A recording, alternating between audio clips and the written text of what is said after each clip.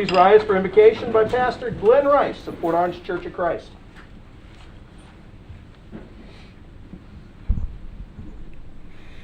Let's be in prayer. Loving and living Lord, as we gather here tonight before you, we give you our honor, we give you our praise. You are the source of all of our many blessings. And we are truly blessed here in the city of Port Orange, where we are able to work and live and play, and we especially thank you for every gift that you have given to us. We thank you tonight for this opportunity to safely come together and to gather here this evening. We ask for your hand of blessing on this city council meeting. We ask you to guide and direct our meeting so it is full of wisdom, productivity, and full respect for one another. Thank you. Thank you for helping us to accomplish our work and our goals here tonight. Please keep us safe as we leave here and make our way home. We pray all these things in the name of Jesus, the Christ. Amen. Amen. I pledge allegiance to the flag of the United States of America and to the republic for which it stands, one nation, under God, indivisible, with liberty and justice for all. Thank you, Pastor. Good to see you. Will the clerk call the roll? Councilmember Foley. Here. Councilmember Tremont. Here. Councilmember Stiltner. Here. Vice Mayor Bastian. Here. Mayor Burnett. Here.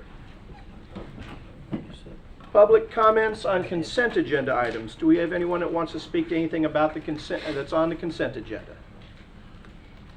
There being none, may I have a motion to approve the agenda for the evening?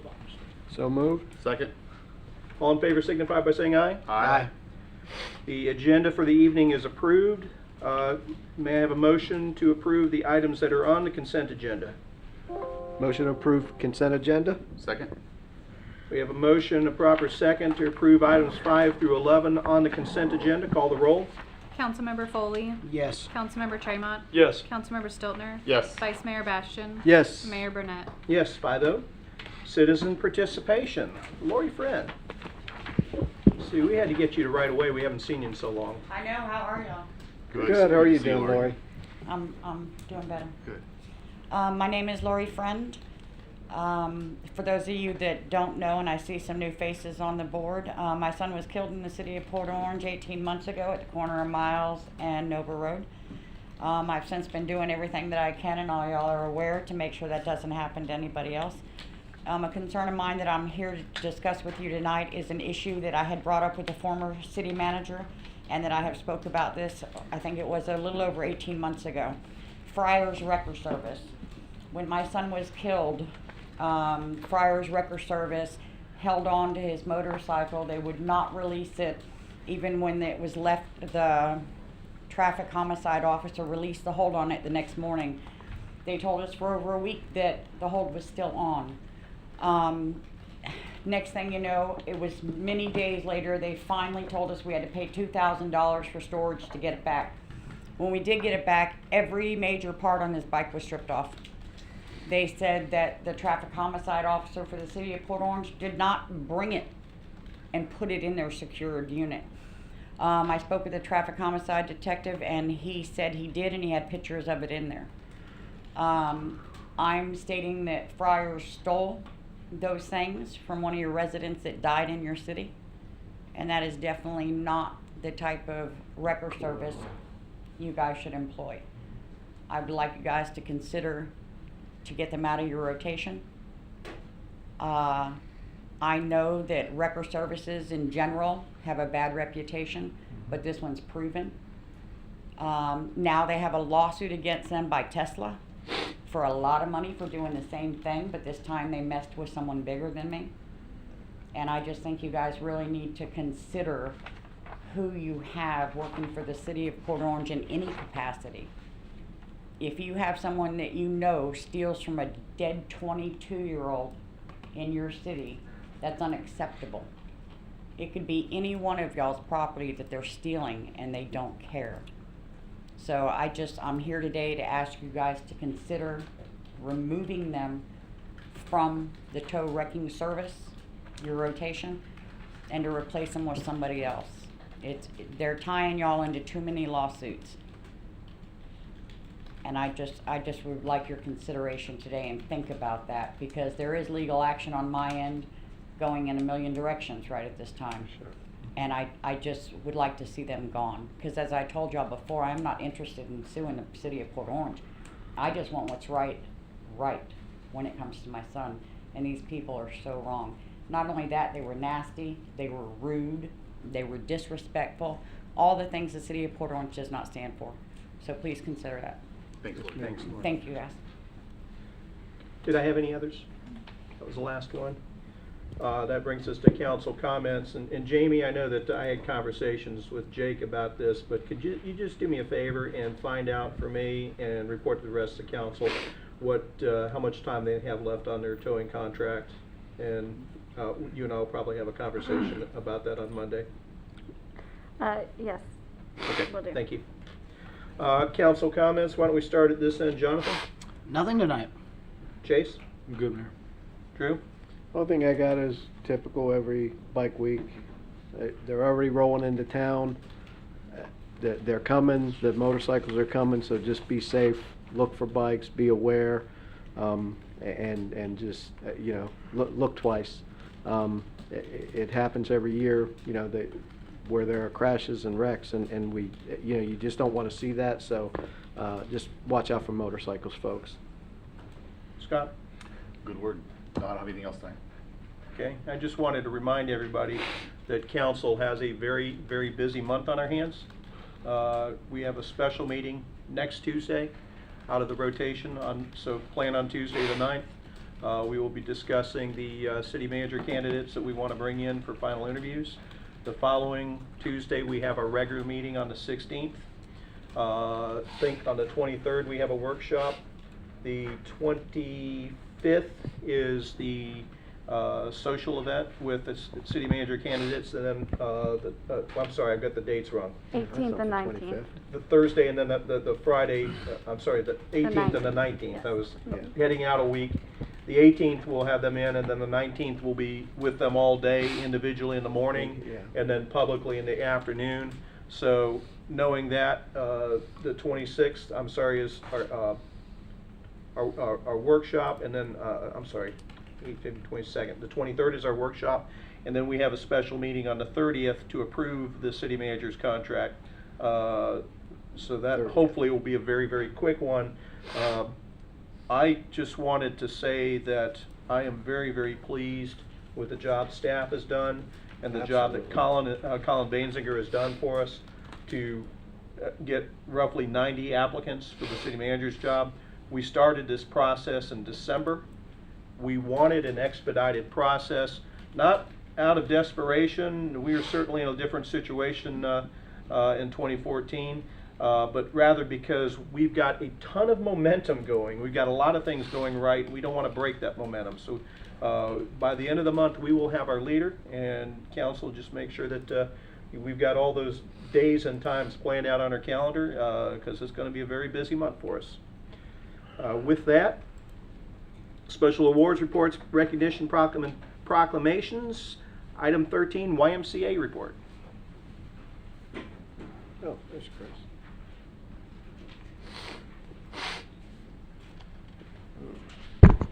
Good evening, Chris Silcott, CEO for the Volusia Fighter YMCA. Good to see all of you, and see you have someone, Jonathan. Good to meet you. Likewise, sir. So you've asked me to come back every quarter to update you on the happenings. Last time I was here, the PPP funding, the second round, had not been approved yet for Congress. I remember they were talking about it. So when it came out, if anyone here is familiar with the first one, they had a 500 FTE requirement. The second one, they put in a 300 employee requirement, part-time or full-time, which was problematic for us because we had at one point 700 employees, then we went down to 400 employees, and then we got down to 294 employees at the time of submitting the application. So to give you an idea how we've cut staff back. $1.15 million of staff cuts I had to make in the third quarter of last year, budget year. So when we submitted to the SBA or to the bank, everything we were told was at the time of submittal. So we went to the paperwork, and they used SmartBiz, was the intermediary to the SBA, The SBA did not take their own, I guess, their own laws. If you guys know anything about the PPP, it goes to the SBA and they have to interpret what Congress passes. So nowhere is it written how they determined a 300-person limit anywhere in the SBA annals. The person who got it in the SBA went back and got our 941s for 2020 and counted them towards our employment numbers, which means they counted people who were not employed any longer as currently being employed. So we were denied. So then I went back and I kind of talked to anybody who listened to me saying this is wrong. Everything that's been printed is at the time of submittal, everything. Yet they did not apply that to whoever did this in the SBA, because again, they left it up to almost the individual person to decide how they're going to apply the 300 rules. So we got someone in Senator Scott's office who saw this, said, yeah, this is incorrect. And somewhere along the line, the YMCA in the US got an email from someone in the SBA who says that is correct, it should be at the time of employment. So we had to resubmit, and this was now going on 5 weeks, waiting around. And as of this week, our bank, we contacted what's going on now. They said, no, you're over 300. We said, no, that's impossible. They went back, oh yeah, you're right, you're not over 300. But there's 2 different names on the applications from the first one to the second one, and now that's holding it up. So long story short, we'll get the PPP, I'm pretty certain, and then we can pay back everything that you guys have graciously done for us in that time frame, and we should be all squared up. Operation-wise, we are seeing an uptick. So when we came out of the gates for the pandemic, we were at about 7,400 member visits a week. Then it climbed to 8,200. Then in the third quarter of last year, we're about 8,800. January, we had 8,900. Now we're looking at 9,200 visits per week. So it is trending upwards. January and February were the first 2 months I can remember in a long time where we actually had a positive net on membership, where more people joined than dropped or hold. We still have about $20,000, 500 units on hold, still waiting to come back. But we're seeing an uptick in our youth basketball this past season was more than last year, which is very positive. Soccer right now going on has met budget and is at the same number as last year. So our youth sports are seeing an increase, which is very encouraging. Summer camp, after school care and our camps that we have for kids are still lower than usual. Membership, of course, is lower, but again, there is an upward trend. The question is, can the upward trend get back to a break-even point fast enough? I think it can, but again, when it takes you 20-something years to get 21,000 members, and then you lose 55% in a week, you're not going to get those members back overnight. Even if the pandemic was gone tomorrow, we wouldn't get those 10,000 members back. It's going to take years to ramp back up again. But the initiatives that we have put in place, the 24 hours, have been very popular. We have over 1,000 members who signed up for the 24-hour membership. We did a upgrade to a plus membership, and we've had per third party, over 600 people have signed up for that. We get to 1,000, it's going to be about a $240,000 increase in revenue, which will be very beneficial. And we've seen that before these changes, only 30% of the people who signed up for a plus membership. Now over 60% are signing up for a plus membership, which will be additional cash flow. So a few of the changes we made are having a positive effect, but of course, it's not to the increment that we would like, just because the numbers of people working out are down. But again, the trend is positive. Just got to keep it going. Yeah. How far down are you on membership versus pre-COVID? Still, I'd say about 120,000 a month. So well over $1 million a year. We're down compared to pre-COVID. We went from a $10 million budget to a $7 million budget in a matter of 1 month, to give you an idea, or two months from pre-COVID to post-COVID opening up. So we're about at $260 a month for revenue, $260,000. My guesstimate, because of our cutbacks, we get to about $290,000. We're probably about a break-even point. So we're not that far off, considering we have $20,000 a month sitting on hold. Yeah, so again, it's something that we'll get there, but it's just going to take time as the vaccine rolls out, as it gets more widespread, people feel more comfortable. And we've seen it happen, but it's, again, our kind of success is kind of geared on how fast the vaccine gets out in the community, and we have no control over that. Scott, questions? No, thanks for coming tonight, Chris. No problem. Drew? I don't have anything. Thanks, Chris. No problem. Chase, you got anything? Nope. Jonathan? Thanks for being here. All right, thank you. I just wanted to say that there, there are a lot of people that look at the Y a lot of different ways, but we, as a council, have had to look at strictly our business relationship. And we've had to filter out a lot of things. We also know that across this country, a lot of landlords have had issues with their tenants, the businesses that are not generating the revenue they did before and when it comes to paying rent. And for those that were not attuned to what happened before, we've done something that we, as a responsible landlord, we think to help our tenant get back on their feet, the why, so that they can be successful in relationship to that landlord-tenant relationship. And I'm not going to tell you what works well for your business model. I'm not going to tell you what isn't. I would hope that you can figure that out, because that's your business. But this is where we have to divide that as a landlord.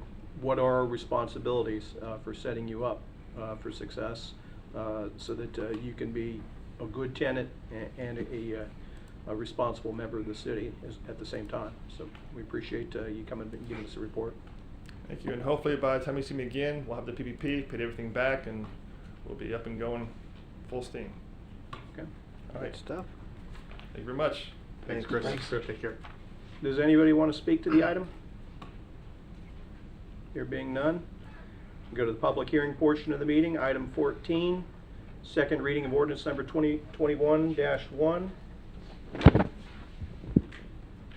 Ordinance 2021-1 is an ordinance of the City of Port Orange, Volusia County, Florida, relating to comprehensive planning, amending the future land use map of the comprehensive plan, amending the future land use designation for plus or minus 3.4 acres from urban medium residential, 4 to 8 units per acre, to commercial for property generally located at 5100, 5120, and 5128 Riverside Drive, providing for conflicting ordinances, severability, and an effective date. Move to approve ordinance number 2021-1. Second. We have a motion and a proper second to approve on second reading ordinance number 2021-1. The item is open and on the floor for discussion. Council, questions or comments? None for me. Second reading. There I'm being good. none, anyone here care to speak to the item? There being none, back to us. Final comments, council? Call the roll. Councilmember Foley, Yes. Councilmember Tremont, Yes. Councilmember Stiltner. Yes. Vice Mayor Bastian. Yes. Mayor Burnett. Yes, 5-0. That happened so fast I didn't have the next one open. Item 15 is second reading of ordinance number 2021-2.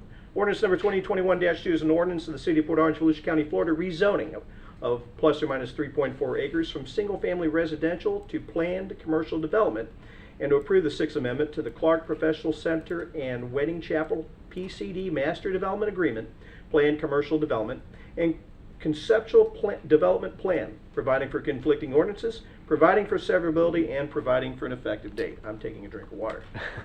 Move to approve ordinance number 2021-2. Second. We have a motion, proper second. The item is open and on the floor for discussion. Second reading. Council comments or questions? Nothing from me. There being none, anyone here care to speak to the item? There being none, back to us. Council, final comments? Call the roll. Councilmember Foley, Yes. Councilmember Tremont, Yes. Sorry. Councilmember Drink this Stiltner. water. Yes. Drink of water. Vice Mayor Bastian. Yes. Mayor Burnett. Yes, 5-0. Brings us to second reading of ordinance number 2021-6. Ordinance number 2021-6 is an ordinance of the City of Port Orange, Volusia County, Florida, amending the Land Development Code, Chapter 2, Section 2, to amend the definition of accessory structure and delete obsolete terms and definitions related to new and existing mobile homes and manufactured home parks or subdivisions, amending Chapter 8, Article 3, Section 9, to provide criteria for accessory structures in flood hazard areas, to specify elevation of manufactured homes in flood hazard areas, providing for applicability, providing for severability, and providing for an effective date. Move to approve ordinance number 2021-6. Second. We have a motion and proper second. The item is open on the floor for discussion. Council comments or questions? second reading tonight. There being none, would anyone here care to speak to the item? There being none, council, final comments? Call the roll. Councilmember Foley, Yes. Councilmember Tremont, Yes. Councilmember Stiltner, Yes. Vice Mayor Bastian. Yes. Mayor Burnett. Yes, 5-0. Brings us to item 17, second reading of ordinance number 2021-7. Ordinance number 2021-7 is an ordinance of the City of Port Orange, Volusia County, Florida, approving the First Amendment to the Sunset Cove Residential PUD Master Development Agreement, providing for repeal of conflicting ordinances, providing for severability, and providing for an effective date. Move to approve ordinance 2021-7. Second. We have a motion, proper second. The item is open on the floor for discussion. Council comments? There being none, would anyone here care to speak to the item? There being none, back to us. Final comments or questions, council? Call the roll. Councilmember Foley, Yes. Councilmember Tremont, Yes. Councilmember Stiltner. Yes. Vice Mayor Bastian. Yes. Mayor Burnett. Yes, 5-0. And that closes the public hearing portion of the meeting and brings us to the regular agenda, and I think that was the quickest public hearing portion that we have ever had. That brings us to the regular agenda. Item 18, sign code update. Jamie, who's presenting? Tim Berman, Community Development Director. I know that guy.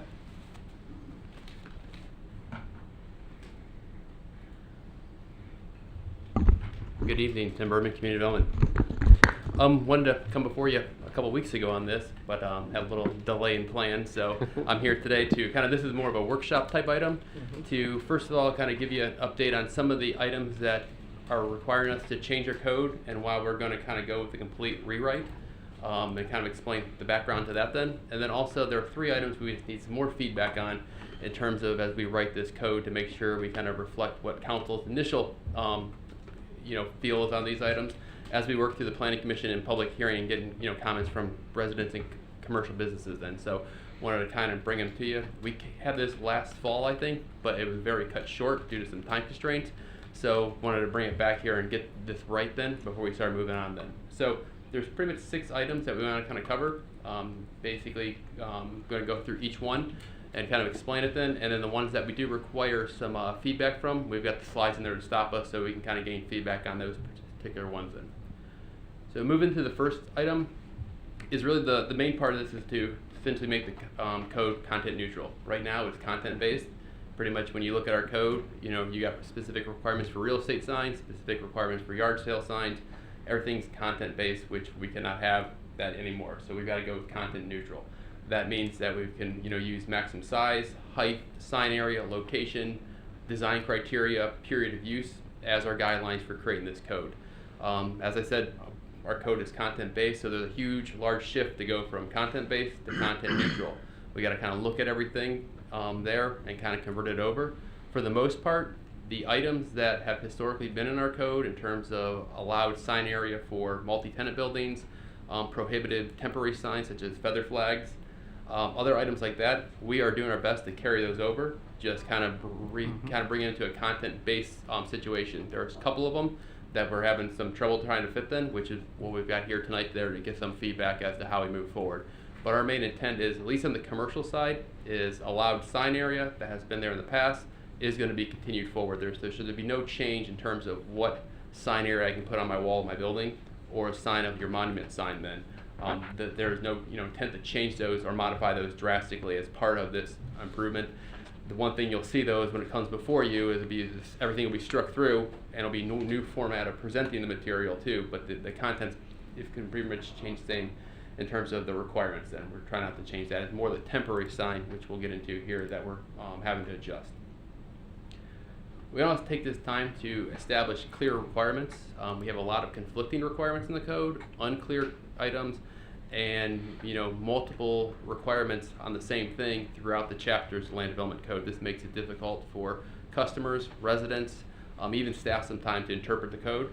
So the thought is basically here is to make sure our definitions are clear, also to use graphics here. That goes a long way in terms of consistency, in terms of staff turnover.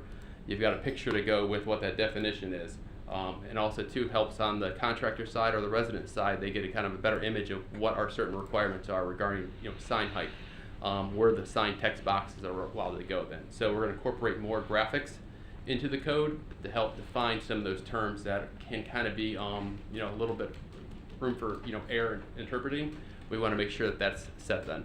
Also including pictures on specific types of signs, the drive-through menu sign, the drive-through or the mounted menu sign on buildings there, to go along with it, just make it a little bit user friendly. And the other item is to kind of establish better requirements in terms of maintenance of signs. We have a lot of signs that basically get in disrepair or not maintained, even the grounds around them. We want to set a clear standards in terms of sign maintenance requirements and kind of a path to basically make sure those are properly maintained and addressed within the specific time frame. One thing you see a lot is a damaged sign panel. We want to make sure that that's clearly indicated in a quick turnaround to at least get a blank sign panel in that cabinet while you work on your replacement sign panel. That way the image of the corridor is not distracted then. Gotcha. So that's, again, you're going to see quite a bit of removal, but it's addition on those items there, and nothing's really changing in terms of what we're requiring our definitions. It's just making them more clear, making them more consistent across the board, and then adding the the photos to replicate them. The next item is one that we are going to be looking for feedback. This pertains to having alternative sign options allowed essentially in specific corridors throughout the city. This one would be for the Ridgewood corridor, essentially south of Dunlawton Avenue to the Rose Bay Bridge. As everyone's aware, that is an area where we're striving to get redevelopment. We've got the targeted business program, and then we've got a lot of incentives built in there, but the signage has not changed there. So if you go in there and you want to put a permanent sign in there, you're doing the same type of signage you try to put on Dunlawton Avenue. And that usually leads to the abundance amount of temporary signs and the clutter in the roadway. So we try to look at basically ways that we can get aesthetic looking signs inexpensively, options for tenants in that corridor. One option is kind of a post and panel sign, which you can kind of see a couple locations here. This would basically be decorative post with the sign hung between there or attached between there for the tenants. Some signs are already on Ridgewood that way. This would basically be kind of making them a legal option to move forward. The other option that we're looking at is kind of a hanging Before you blade. move on to the other one, pardon my interruption, I like this idea, particularly for that area. I just want to be cautious when they're doing it. Sometimes this can obstruct your turns when people are turning onto Ridgewood.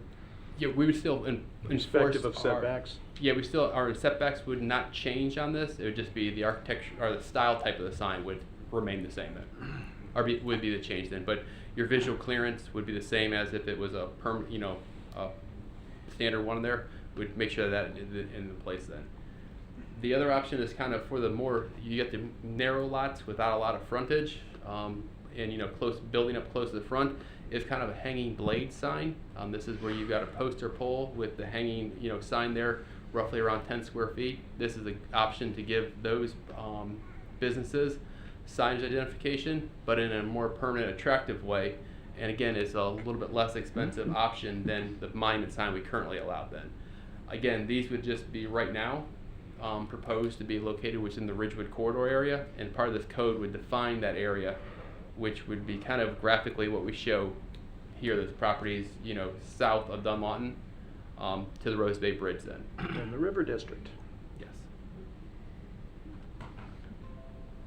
And then the next item is kind of just signs in general for the city across the board. Some of these signs, we have criteria in the code now, and it's unclear in terms of approval or not approval, depending on how you read one section of the code versus the other. So this would be another effort to clarify that, and just want to get some direction on this. The first one would be the sandwich board sign. I think everyone sees those around businesses. It's a great way to get some advertising, changing and display that when you're walking up to the business.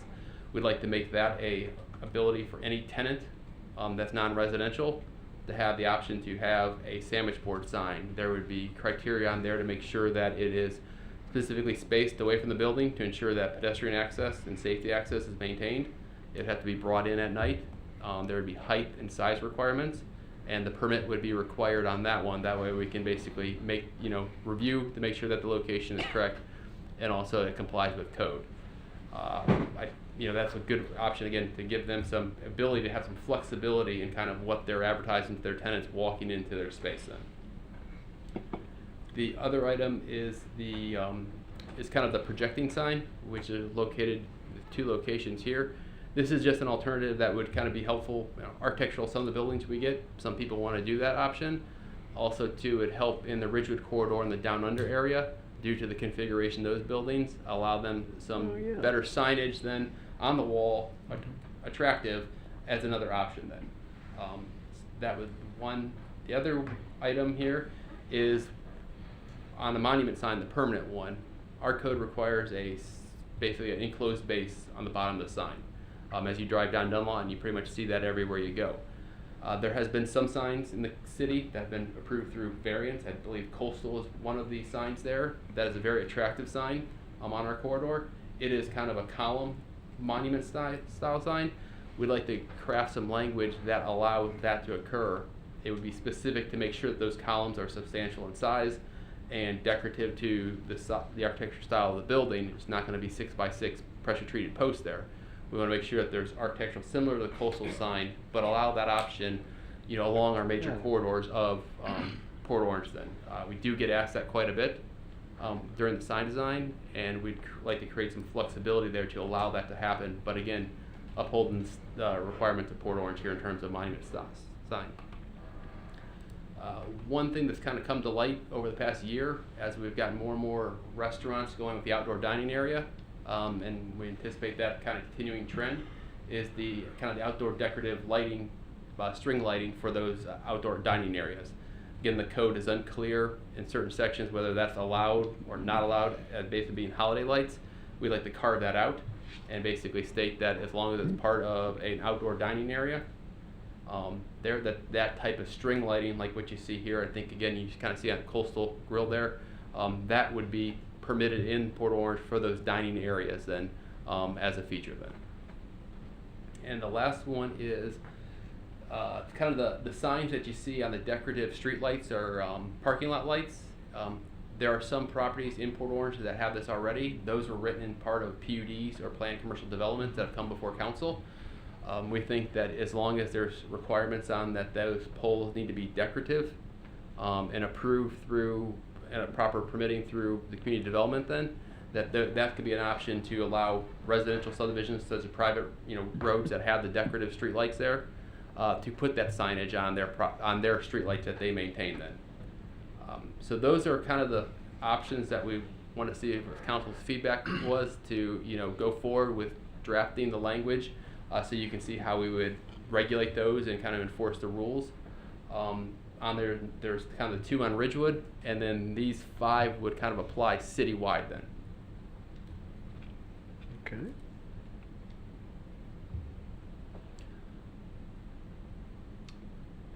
Is this the point where you're looking for feedback from us? Yeah, don't do it, Tim, or we'd like to see it. Just we want to see what kind of requirements you're going to put on this when it comes back through the vetted process then. This is why you're the community development director, Tim.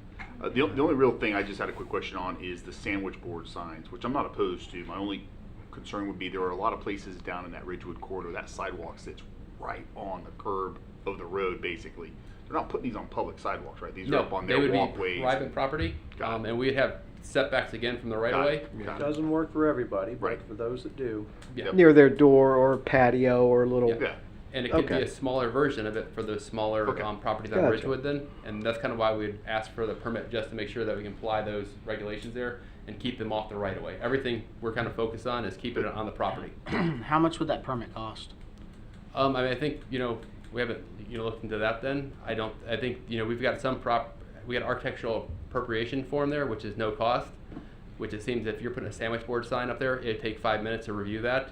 That probably could be a permit that's more just it's submitted to us to review, we approve it, and no cost attached to it then. And how long would it be good for once you're approved? Once you're approved, it's good then, and that would be on file with us, so we know if 5 years from now, if it's creeping closer and closer out of the road, we can pull that permit up and say it was approved to be 15 feet from the property, move it back then. Good, okay. I just want to make sure, don't want to add expenses there for businesses, especially for something like a sandwich board.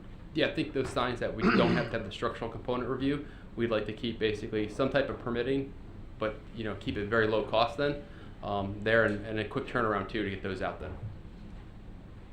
And our new software will help quite a bit on that too. Good. Tim, I'm going to tell you, for me, how I feel about things, the devil's in the details. So I like these recommendations. I like that they're targeted for the River District the way it is. It is different and it's unique down there. So we need to be able to address those concerns to make it easier. What is interesting, you didn't really touch on this, is the reason why we're having to go. We're kind of forced to, by in part by court decisions and in part by state law. And of course, if nothing else, it's smart to revisit or sign code every once in a while anyway. But just saying that, I don't think this is broke the way we're doing it. So when you add creative measures to make it better, I don't think we're fixing a problem. I think we're trying to improve things. The way we do things now, I really love the way that we can drive up and down Dunlawton, and you don't see, and we don't see signs. They're not in our faces. Businesses are well identified, and you can see where you're going. You know where Walmart is. You know where Home Depot is. But at the same time, the signs are not overbearing like they can be in other areas. And that is a product of our sign code for the last 30 years and the way it's evolved. So, while I say I don't want to take it in, if it ain't broke, don't fix it mentality, I know that we're required to do this too. So I want to tread carefully.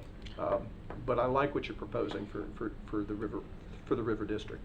I agree. Yeah, we kind of took it as, we're not going to take it as a negative. We have to comply with the Reed versus Gilbert case then. We're going to try to take it as positive. We're going to try to take our code and make it an improvement and make it better, more efficient to move forward there. Yeah. It's kind of the intent on that then. One more question, Tim. How will this apply to signs that are already up? Will people they'll have to bring theirs up to code? You go down the Ridgewood corridor and you see there's some signs that are in disrepair. Once we update this code, will they be required to come up to compliance? You have a sign, are they grandfathered in until they repair it? I'm just curious how that would work. I think the ones that are in disrepair, we could write the code that those would be required to, come into compliance. I can think of a couple of them that are basically almost laying on their face now in there that we want to, clarify. Now, if there's existing signs that are basically been, permitted, and this code would change that, then those would be non-conforming, could continue as long as they're maintained. But I think the intent would be with those maintenance standards is that, when those get in effect, then we would apply those. We plan to have pretty extensive, we can drive down there and find the properties there and, either contact them one-on-one and talk to make them fully aware of kind of the time frames that's, going to be, occurring here to get those signs into compliance then. Very interesting.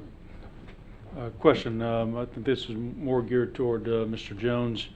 In the meantime of doing this, while we don't have an updated ordinance in place, do we put a moratorium on the enforcement of the current ordinance? So Tim pointed out some deficiencies in certain sections, but the sign code is not wholly deficient, so I wouldn't recommend taking that down and putting a moratorium in place just yet. I think we certainly have some content neutral provisions in the sign code that are enforceable today. We're just trying to address some of the ones that are an issue. So at this point, I don't think I would recommend that unless Tim tells me otherwise. Well, but what I just don't want to have happen, and we talked about this I think about a month ago. Some folks were complaining about other people's temporary sign that had whatever message on it. I think we had looked at two options. One option, do we do nothing, or do we go there and inform them of what our code is? And if we do that, I at least want to inform them what the federal law is, and I don't want to give them piecemealed information.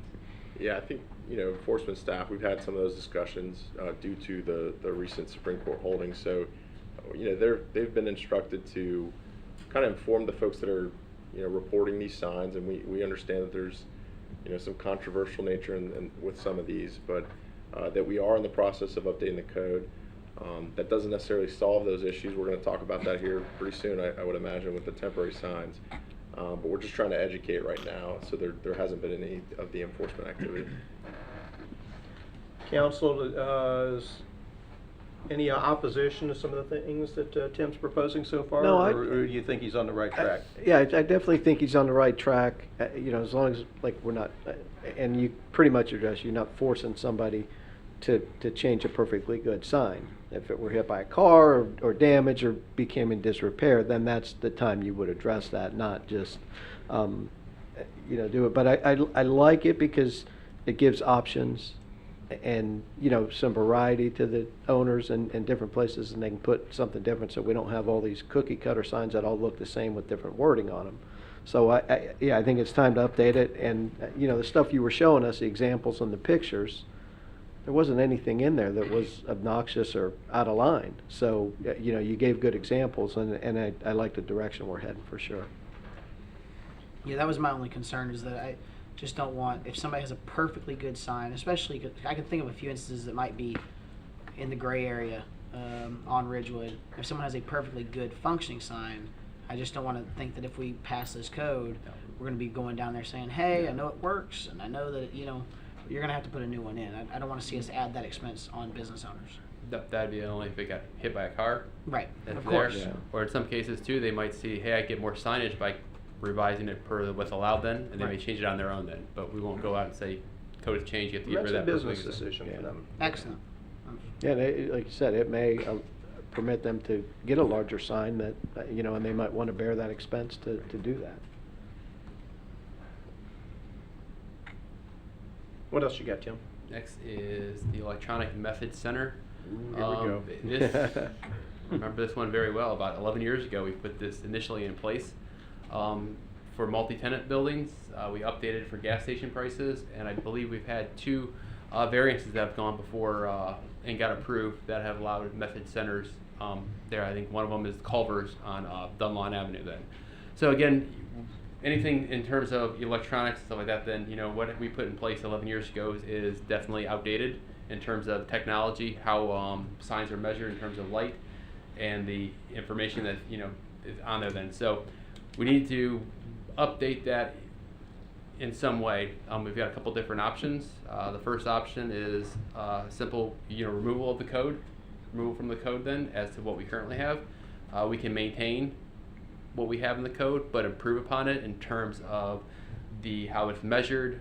I'm not a technical guy, but basically there's a pixel pitch, basically kind of the location of the pixels close proximity to each other. Back when we did this 11 years ago, 16 was the going trend for signs there. Now we're to 8, so you can see the quality's gotten, you know, better there. Mm-hmm. Also, too, the size of these has gotten a lot smaller, so they can fit within, you know, into a sign better than what we saw 10 years ago. Then, Okay. so that could be part of that item. The other one would be is to, you know, explore looking at allowing them in specific corridors, commercial corridors that we have here. You're more of your highway commercial ones than, such as, you know, Dunlawn, Nova to I-95. We do get calls from businesses inquiring that they want to at least put the message of the day up there, similar to what Culver's does. They put the ice cream of the day up there. It's there for 24 hours. It changes that way then. Mm-hmm. So you know, kind of there's the three options that we have. You know, again, this is just for us to kind of get some direction as we like to see this option. We're not saying that this is the way we're going to go, but it kind of pushes us in direction as to which option we need to kind of invest our time in and create a set of criteria to bring back before the Planning Commission and the Council to see if this is the route we want to go then. And again, you know, this is kind of you know, the corridors that we'd be most likely, you know, seeing this on would be kind of like we said, our major commercial corridors. And we've highlighted 3 of them. Doesn't have to be all 3 of them, but, you know, Dunlawton from Nova to I-95, Clyde Morris to the Dunlawton to the city limits, and same thing with Nova to the city limits. Now, on all 3 of those corridors, we currently have signs with electronic message centers that were either through the code or through variance then. And then these are just, you know, some of their regulations that have been in there in the past, which would be maintained, such as the minimum 60 seconds of static message center before it changes, no animation to kind of signal the change, so you can't show a bomb blow up with the tenant's name and basically come back together as something else, then it's got to be a quick change.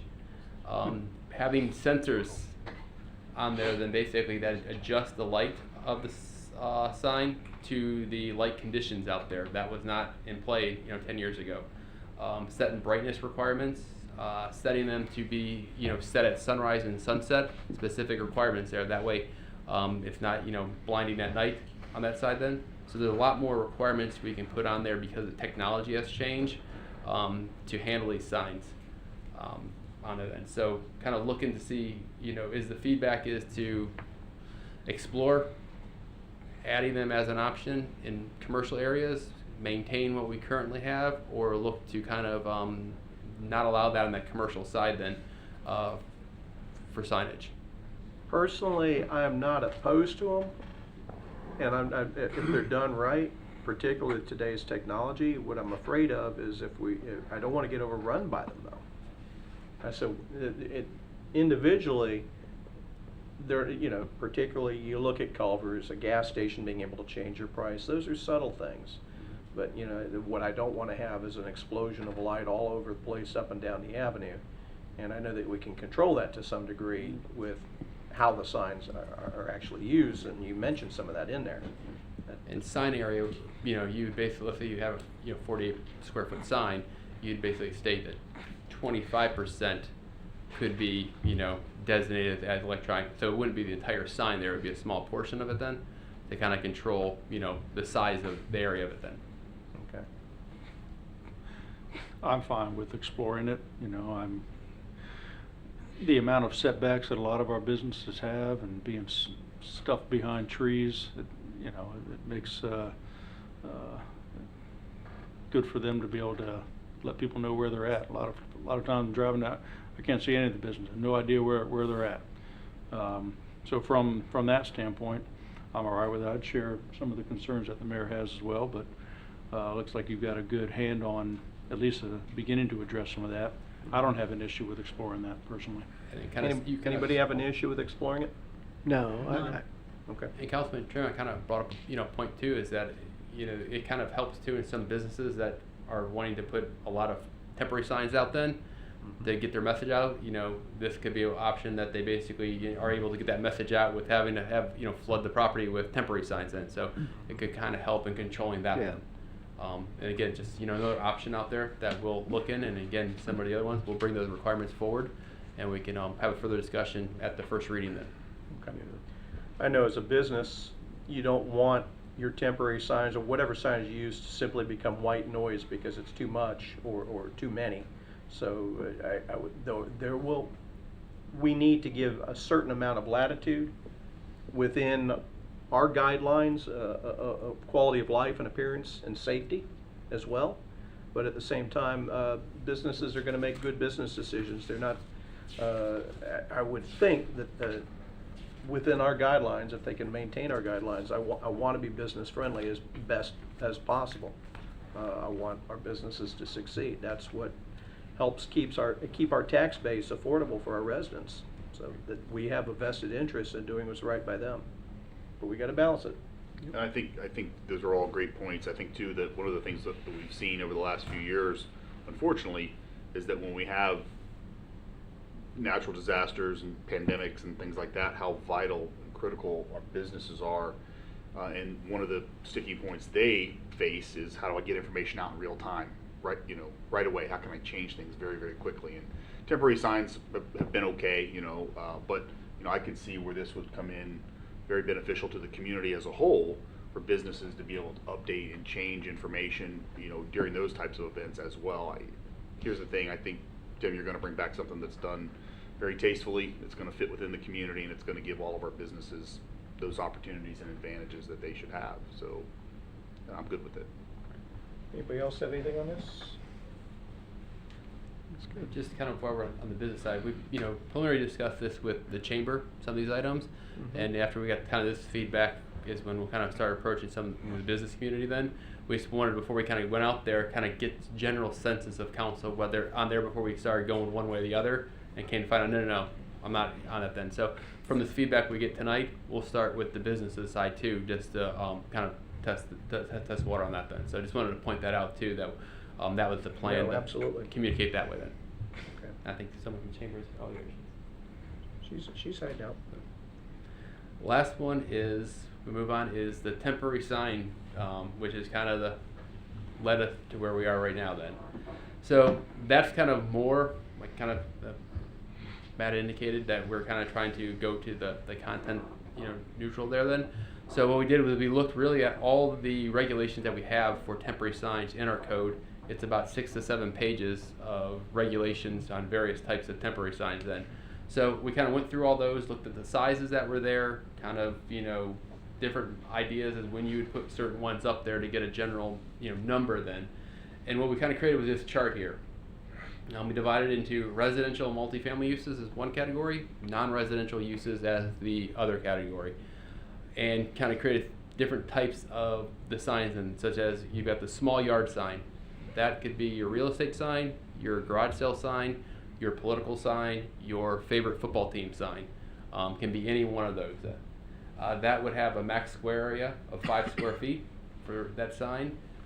On the allowed number on any lot would be 2 of those types of signs. We've got the required setbacks. The duration would be, there would be no duration on how long those can stay, as long as they were maintained properly. So they can't be torn or ripped. They can't be leaned into the side.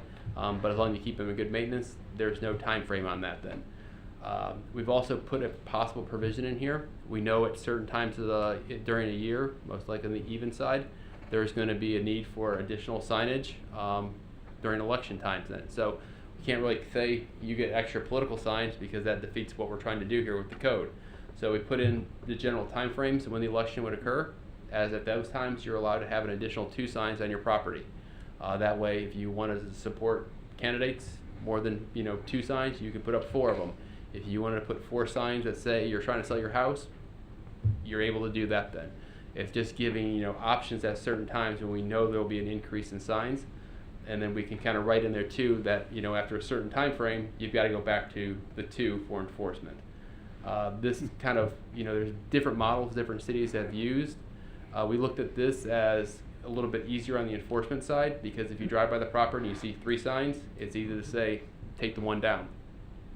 Some cities have said that they can be up there for the duration of the event, but if you drive by and you see someone's happy birthday sign, you don't know how long that sign has been up there when the birthday is. So we tried to kind of simplify it on the code side and the understanding side too for residents, and that's kind of why we selected no duration and the 2 signs for the property then.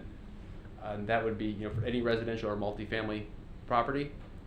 We also included a provision for large yard signs. This would have a area requirement of over 2 acres is what we're showing now.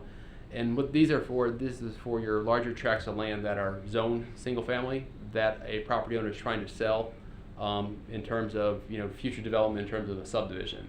You guys normally see these signs anyway, the 32 square foot signs on those tracts of land that are for sale.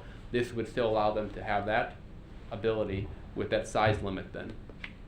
And the last item is, the banners. Those are currently not permitted on residential lots, and we just kind of carry that through in this, the chart then. And just a kind of example of, here's a residential subdivision. Basically, essentially, each one of these lots then would be allowed to have 2 yard signs at all times, no banners, and in this case, no large yard sign. And our code would basically be the city's established code. I think it's been mentioned here multiple times too that HOAs can further restrict that, which that would not be on the city side, that'd be an HOA. And so while we may allow 2, an HOA may come back and say only 1. This would apply citywide and would not change HOA regulations, which could be stricter then. What is the current max sign area for residential signs? It varies. I think yard sale is like 2 square feet. Real estate is I think 5. Yard sale is 4. So that's kind of one of the problems that we got into too. Different sizes, different durations. Then this kind of makes it consistent. I think we're still kind of in verifying that we get the right size area there on there as we move forward. This is just kind of, you know, pretty good chart to have the format. It's easy to kind of change the numbers here as we move through then. In case council says, no, we only want to have one sign Okay. on there. It's just a quick, you know, fix there as we, you know, move forward. We just kind of wanted to get a basis as we move to get there. And the reason why we selected 2 on residential is because the thought would be, usually you see 2 on there when someone's renting out a property and they've also got to move out, so they've got a yard sale sign. It's kind of the, you know, the mentality on that then. And then, like I said, we kind of put that provision to allow some additional signs at the election time to kind of cover that, but they're not specifically called out political signs. Do flags count as signs in this case? Is that in this ordinance or? Flags are separate. Okay. There'll be basically, we've kind of got established requirements and flags in our current code, and we're updating that to be a little bit clearer in terms of the number of flags on a property. I think we're intended to allow up to 3 flags on a residential lot. Okay. And that would be a separate kind of requirement, and not into the temporary signs. So if someone had, let's say, a American flag on their house, That's and not then gonna- had one sign for a happy birthday, and they could also have one sign that they're selling their house, they would still be in compliance because the flags have nothing to do with this particular. Correct. Okay, just want to make sure I understood. Thank you. Yes. All right, now I got to test you as a dad. Do you know who the sign gypsies are? No. I'm going to help you out. So there's this new trend called sign gypsies, and for like birthdays and stuff, they come up and it takes over the yard. It's really cool though. It looks great, and they do the big happy birthday stuff. Have you seen? You know what I'm getting at? What I'm talking about? I hope not. Yeah, because you better, I don't have birthdays you better coming make a up. notation on It's this. like a glitter bomb. You of walk yard out signs. to Yeah. your house, you wake up, and you walk out to get the newspaper, for those of you still getting the paper edition, and all of a sudden you see 20 happy birthday signs all Yeah. over your yard. It's overwhelming. 50 flamingos. Make sure you take a look at that, because it's a very popular. I'm not messing with you, Tim. Tim's And got a they- look on his face. He's like, this is a setup. And they're It's not a typically setup. very short Yeah, duration, and they're a done day very or well. two, but They're on the- it does They're happen. kept on the property. They show up in the morning. They throw all this out while the kids are asleep, or whoever. I mean, it can be for anybody. And then they come back that night and they take it all down. Can you And, at least yeah. allow that for but, 3? but take a look at that, because Will do. I don't know if something like that we need to have, because it's gained a lot of popularity, and it's done very well. It looks All right. fine, you know. But anyway, and put that one in your back pocket too as a dad. I don't want your kids to be disappointed. We are trying to get anti-glitter and anti-sign in my house, but it doesn't seem to go that way. Daddy, we want the glitter signs, a lot of them. And we put about 150 of those little American flags around we line our sidewalks up too, so. Definitely Make sure. put that in the list here. And Mark I'll his just let address you know. down There's so they people can that'll check. decorate, for 4th of July and Yeah. stuff like that. Yeah, we're not trying to regulate holiday decorations and things like that. This is just, But we basically, good to get this Things feedback to now. talk about. That way we can put it in there versus having to deal with it after the Yeah. code's been adopted. Yeah. So this is kind of what the feedback we were looking for then. What else you got? I think so that would apply to, like I said, the residential and multifamily lots. Then we have the non-residential properties there. They would also be kind of in the same classification there. The small yard signs. This is basically kind of looking at it as, 2 for parcels or lots with 5 acres or less, and then greater than 5 acres, 4. These are the temporary signs that would be on their property, not in right of way or off site. This would be, on their property then. So a little bit kind of a graphic to show that is we just took the Lowe's and Target Center. So within this PCD here, we've got 3 lots that are over 5 acres. You got the ALF, the Lowe's, and Target. So under this code, they would be allowed to have the 4 yard signs, the small yard signs there. The other lots that kind of front there, your out parcels, are under 5 acres. So they would be allowed to have the 2 yard signs on their property. In cases where you have the multi-tenant buildings, where First Watch is located, they would not be able to have 2 per tenant. It's 2 per lot then. So it would be based off of lot, not tenant size then. Again, that's kind of where you're going before. Kind of put the regulations there. It's enforceable easier, and also in terms of providing that code requirement to the property owners and tenants, it's easier to follow through on there. Right. We did put in there too, similar to the residential, the large yard signs. Again, that's the same scenario where we have large tracts of land, commercial tracts of land that are for sale. They typically go with the larger 32 square foot sign on those then, so we allowed that. Also, we have a lot of times the project announcement coming soon, Dairy Queen. You want to make sure that those signs on the commercial side can still be allowed. We did put the duration though for those as terms of the marketing of the lot, in terms of the sale or the project then. So it can come up, go on when the project starts, go down when the project ends. Temporary sign covers is something we see quite a bit when businesses change.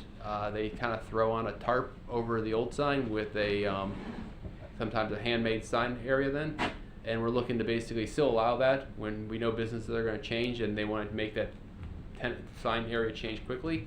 But we need to have a little bit more control on that, so basically appearance-wise, when it's along our corridor of Dunlawton, it appears, you know, appropriate in the temporary sense then. So we've added that as an option and some requirements then, and then gave it a time frame for them to get the new sign in place then.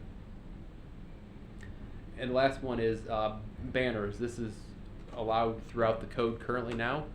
The proposal would essentially give businesses, non-residential uses, 45 days to have a banner. They could have a banner up for 45 consecutive days, or they could basically break that up over the course of a year to have the banner multiple times on the property. There would also be requirements, because right now it's kind of shown as a graphic but not documented in terms of the code, is that the placement of the banner would be on the building.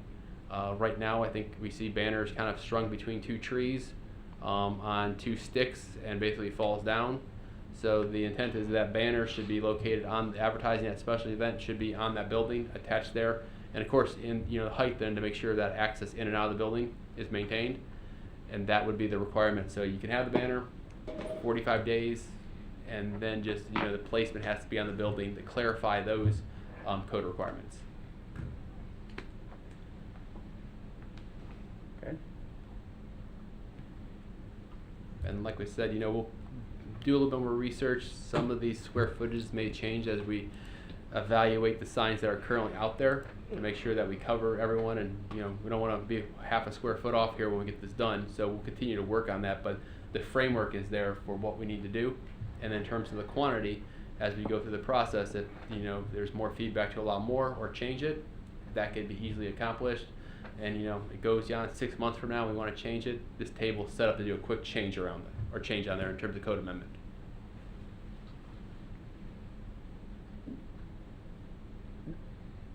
And these are just some of the examples of kind of the yard signs that we spoke about. You've got the banners on the bottom, the large yard signs on the side over here, and then you've got in this corner here is kind of a a sign, temporary sign cover that we'd like to see in Port Orange, and that requirements then. And these are just some examples of the small yard signs that would be both on a residential property or a commercial property. I think we kind of talked about this already, but just kind of summary. There are some temporary signs that kind of have not been permitted in Port Orange historically, and our intent is to kind of carry those through in this code. The applying them to putting signs on utility poles, the feather flags, the signs on within city right away. All those will be kind of carried over as not being not being permitted within the city then.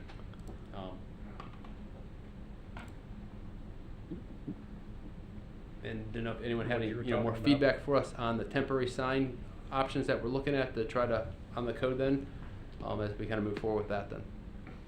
I think we like your recommendations. And just as kind of a next steps here, we are after tonight, we're going to kind of do our press on terms of the commercial development side and getting the word out on this, and meeting most likely a lot of one-on-one calls to get this out then, and then we'll have Planning Commission on March 25th, and hope to bring this back before you on April 20th or May 4th then for first reading, and then wrap this up before June. Okay. That's good. Sounds like a winner.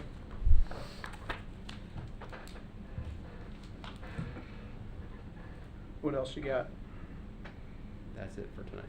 Well then, go away, because we got to hear from the citizens. Great work, Yeah. Tim. I know at least one person wants to speak to this. Phil, come on up. Thanks, Tim. Tim's got to hurry back to his seat, look up sign gypsies. You know he did a lot See of the work PIO, on that. she can help you out. You know he did a ton of work on that, and you still threw that at him. Go ahead, Phil. Hey, Phil. All right, thank you, Mr. Mayor, council members. Phil Madsen, 3761 South Nova Road. First is just a question. On the electronic messaging center signs, there's a note that says Nova Road from Dunlawton Avenue to city limits. Which direction from Dunlawton Avenue? North. North, heading towards Daytona. Okay. That would be you. Yeah, all right. The second item, I think you might have already anticipated, Tim. It's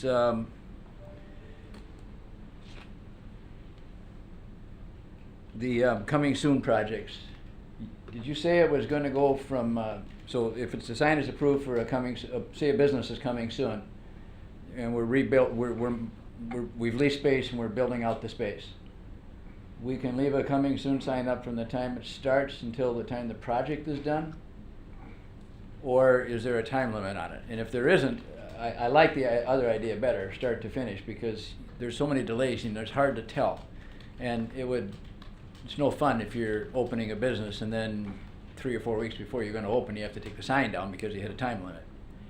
So I'm Agreed. just wondering about that. Yeah, it would be indicated to go from essentially when the permit's been issued, or the development order's been issued, to we close out the project in terms of the CO. Okay. Our last comment will basically be before we give you your CO, take your sign down, please. And then There you go. give your CO. It's Start kind to of the finish. that we'll have on it then. There you go. Third is regarding the 45-day block of time for the temporary sign covers and the banners. And I'd like you to think about 2 of those, maybe spaced out a distance apart. I'm just thinking about our business. We have 2 peak seasons, the fall and January. And it would be desirable to put a sign up, at both times. There's lots of people that have businesses that market for Christmas and then maybe for 4th of July or whatever. And it might be helpful to those folks if you allowed 2 45-day blocks instead of just 1. I think That's the it. 45 days were cumulative, not consecutive, right? Right, those weren't consecutive anyway, were they? They can be consecutive, or they can be broken up to be 20 in the spring, 25 in the fall. Yeah, that's 145 days. Yeah. But again, a business. Oh, to do it, you want to So you're see about adding a, So 2 a month different. and a half, to run a Christmas promotion, and a month and a half to run a 4th of July promotion. It's not unreasonable. Thanks, Phil. Let's Yep. talk about that. Council, what is your pledge? I don't want to stretch that too much, because there's some things that work well for some businesses, but can be abusive if others do it. So, I mean, we've got to be careful how we stretch that. Perhaps 2 30 days or 1 45-day, something like that. well, Okay, well, but the thing is what we talked about was cumulative, not consecutive. I could do it for 5 days this week, 10 days next week, next month, 5 days, and you get 45 days for the year. Yeah, but for some promotions, that's not a long Yeah, period. I know, of time. that's where I'm talking about the balancing act for us. Thanks, Phil. Yeah, I think I could go 60 days total for the year. I don't think that's Yeah, unreasonable. we could Although I stretch don't want that. to do more than that, but I think 60 would be fine, and let's see how that works out. Do we have a consensus? I'm Yeah, doing 60. math really quick. For race week, bike week, 4th of July, Christmas, all the different things you'd want to have a banner for, let's say, just a few days. No. I think no. I'm No. not going higher up. I think No. Sorry. 60 is a good consensus as far as I'm concerned. We can definitely ever do it, then we have what we don't have now. Yeah. Oh, yeah. And We're they not could careful. they could choose to do 60 consecutive or 10 this month, 10 1 month, 10 And we track that for the calendar year then? Okay. So you can know what's going on. 60 days. Okay. Yeah, I'm good with that. And of course, we're going to talk about it again when it actually comes back for first reading, so. Yeah. All right, thank you, Tim. Item 19, approval of Waste Pro for RFP 21-01 solid waste services. I'm sorry, come on up. Sorry, Lori. We're still on item 18, come on up, Lori. Hi, Lori Friend again. The only thing that I would like to make sure that there is strict enforcement on is when you discussed having the lighting outside and like Christmas lights for driver awareness and driver distraction. I would like to make sure that it's noted in there that there's not to be like strobe lights or anything that is going to face out towards the roadway and possibly distract somebody in a moving motion. So if we could do something like that, that would be I it's think in we're there. covered there, but we'll double check that. Okay. Yeah, he has it in there. That would be prohibited. Did I Mayor. miss anybody else? Now we can move on to item, sorry, Lori, I apologize. I move on to item 19, approval contract with Waste Pro for RFP 21-01 solid waste services. The recommended motion is to move to approve the contract for RFP 21-01 solid waste collection and disposal services with Waste Pro Florida Incorporated based upon the unit pricing as outlined in the bid. To authorize the city manager to approve any requested cost of living increase as outlined in the RFP scope of work, subject to the city attorney and city manager review and approval of final contract documents, and authorizing the mayor and the city clerk to execute all contract documents. May I have such said motion? Motion to approve as stated. Second. You took the easy way out. No sense in rereading what you've already read. Thank you. We have a motion, a proper second. The item is open on the floor for discussion. Jamie, where are we going with this? Yes, Mayor, we've brought this item before you a couple times in the last few weeks. Staff was able to successfully negotiate to a flat rate for the commercial as we desired, and we are not proposing a change in the level of service, maintaining 2 days a week. So you'll see that in the contract before you today. Lynn Stevens here is here if you guys have any additional questions before approving the contract. We have talked trash for quite a while. We've certainly talked trash tonight a little bit about different things. Council, any comments or questions on this? We're going to give Lynn Stevens an easy pass on this one. No comments or questions. Would anyone here from the public like to speak to this? There being none, would our recipients of the contract like to say a word or two? Well done. You want to come talk us Excellent. out of it? I did say a word or two. Bring her to and- all the meetings. Second one is thank you. There you go. Back to us, council, final comments? Call the roll.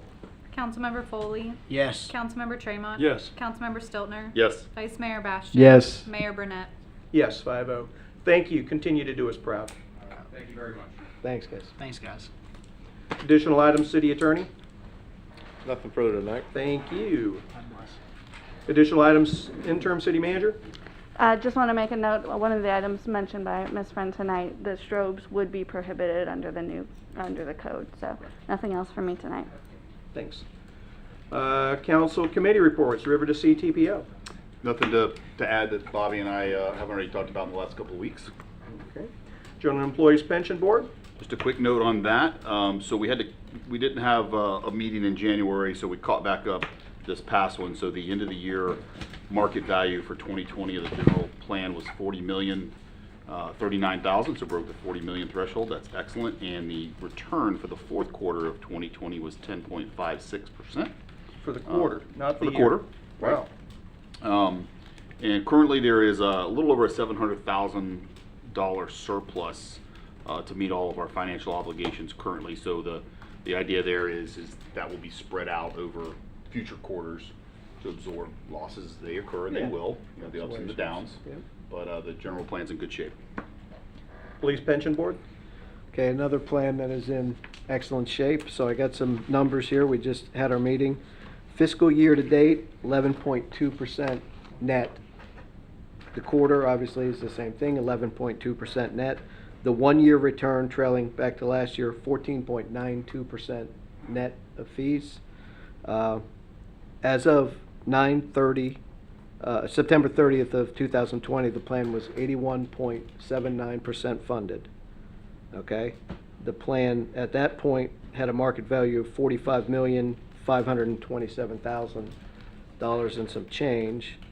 And just between September and December, the plan gained $5.28 million in earnings. And then between Christmas and as of February 17th, the day of the meeting, The plan was valued at 53.1 million, gaining another 2.28 million since the December close.